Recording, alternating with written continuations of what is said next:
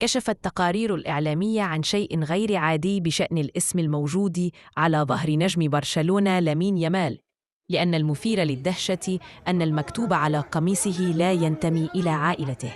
لكن التقارير الإعلامية كشفت عن وجود قصة امتنان واضحة بشأن الاسم الخاص بالنجم الصاعد بقوة.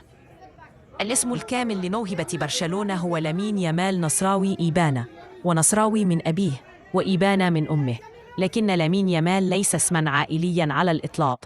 وبحسب موقع تريبيون، تم تسمية الشاب البالغ من العمر 17 عاماً على اسم رجلين ساعدا والده في دفع الإيجار خلال فترة صعبة قبل ولادته، وكان اسمهما لامين ويامال. وكنوع من الامتنان والتكريم، قطع والد يامال لهما وعداً صادقاً بأنه إذا رزقوا بمولود فسوف يسمونه على اسمهما، لأنهما ساعدا العائلة في أيام صعبة.